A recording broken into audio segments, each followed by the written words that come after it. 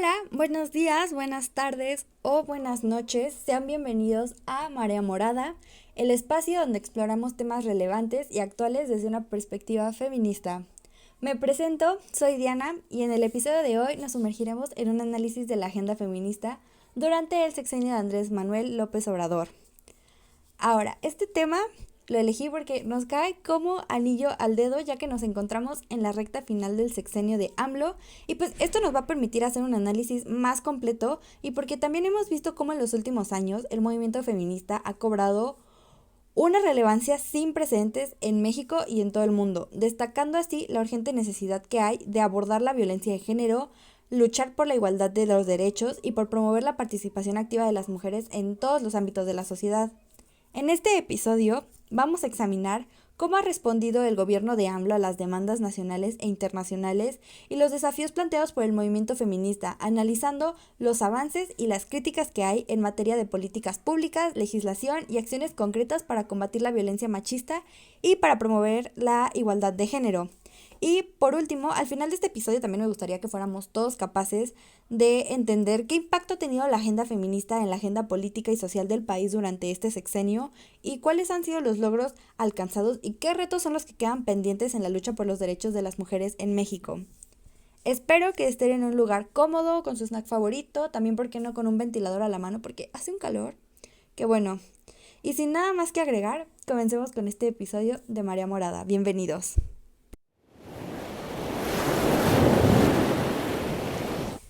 Este episodio puede llegar a ser cansado y desalentador porque las cifras no mienten, tenemos un grave problema en cuanto a violencia de género y desigualdad.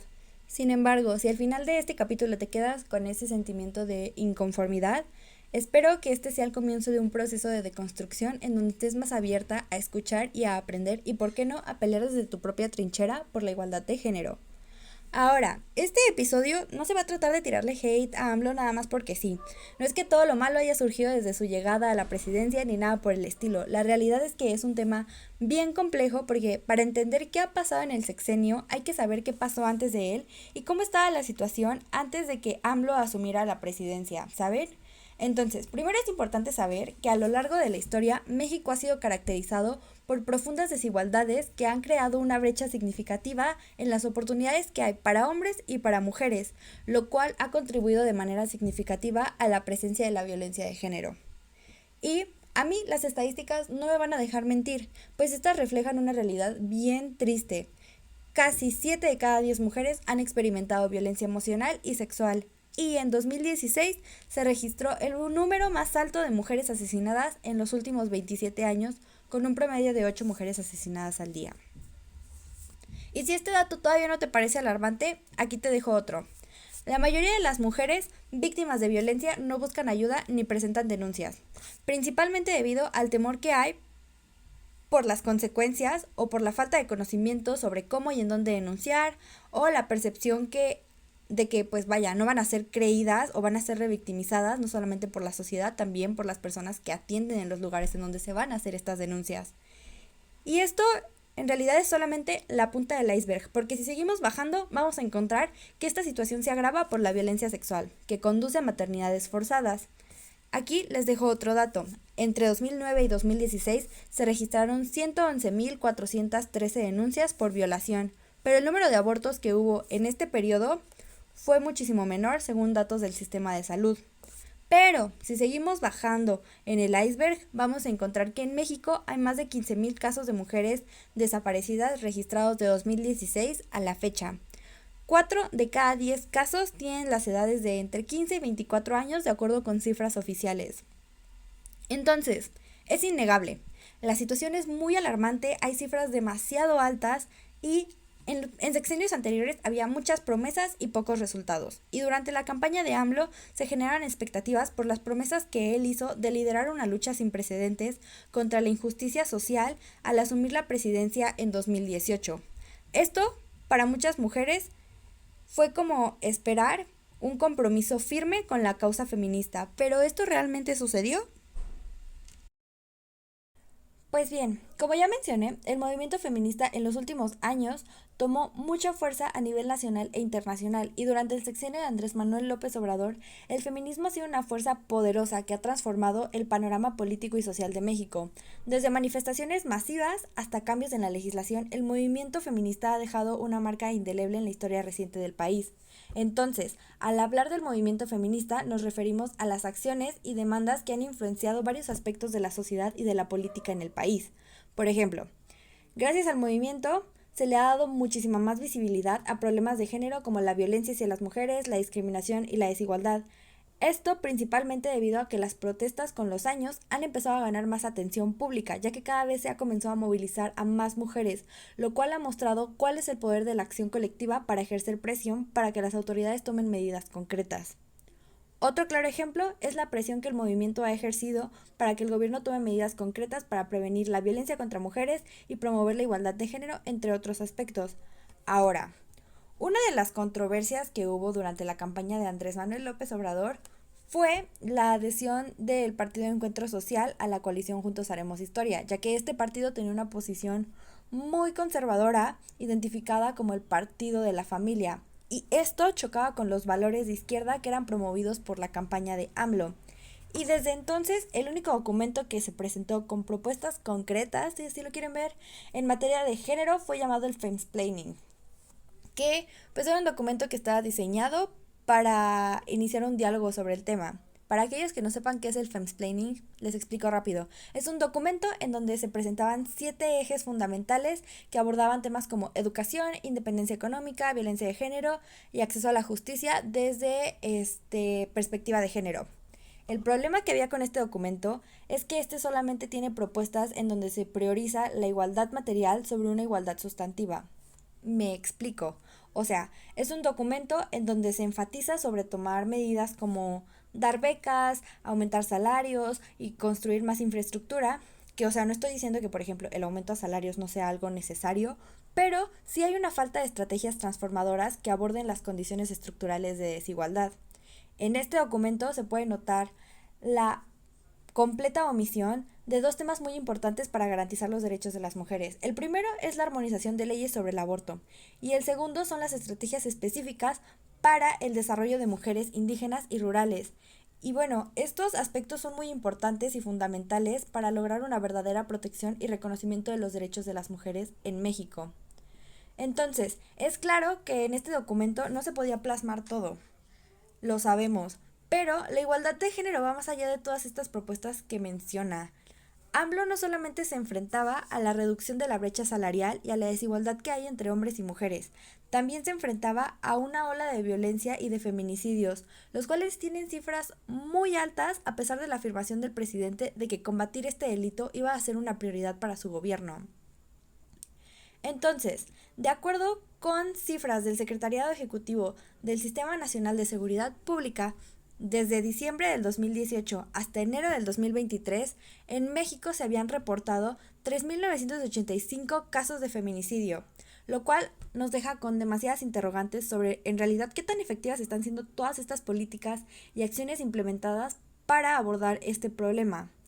Pero él claramente tenía otros datos, pues él aseguró que en 2021 el feminicidio había tenido una reducción del 35%. Pero yo también tengo otros datos y esos datos me dicen que en agosto de 2021 se registraron 108 muertes por razón de género y entre 2015, año en el cual se inició este registro, y previo al inicio de su gobierno, el máximo de feminicidios había sido de 85. Por lo tanto, si hablamos de seguridad pública, hay una mezcla de noticias que reflejan por un lado progreso, por otro lado una gran preocupación, ya que podemos ver que por una parte el gobierno federal asegura que el feminicidio ha disminuido un 42% durante este sexenio, lo cual pues es bueno, ¿no? Porque se ve un esfuerzo por abordar un problema profundamente arraigado en la sociedad. Por otro lado, cuando vemos los datos sobre delitos contra la libertad y la seguridad sexual, todo el panorama cambia y se vuelve muy sombrío. Aquí les va otro dato. En 2018 se reportaron 43.016 casos de estos delitos. Y esto de por sí ya es una cifra alarmante, o sea, 43.000. Pero lo que es aún más preocupante es el aumento constante que hemos visto con el paso del tiempo. En 2019, los casos aumentaron a 53.431. Después, en 2020, aumentaron a 54.313. Y la situación no se detiene ahí, en todo caso sigue empeorando y cada vez más, porque llegamos a 2021 con 69.521 casos reportados, pero para 2022 y para 2023 las cifras ya estaban completamente fuera de control, alcanzando 82.733 casos y 89.256 casos respectivamente. Esto que nos dice básicamente que hubo un aumento de más del 100% en solo 5 años. Y la cosa no se detiene aquí, en realidad los datos son aún más preocupantes, ya que estas estadísticas probablemente subestiman la verdadera magnitud del problema. ¿Por qué? Sencillo, muchas víctimas de estos delitos no denuncian por temor, vergüenza o falta de confianza en las instituciones encargadas de hacer justicia. Entonces, la impunidad que rodea a estos casos es una barrera significativa para el acceso de justicia a las víctimas.